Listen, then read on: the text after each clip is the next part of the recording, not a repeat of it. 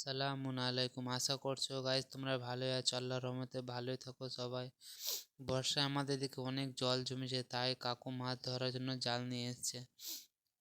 আপনারা ভিডিওটা সম্পূর্ণ দেখতে থাকুন, অনেক ভালো লাগবে। কাকু অনেক চেষ্টা করছে মাছ মারার জন্য, একটু মাছ পাওয়া যায় কিনা।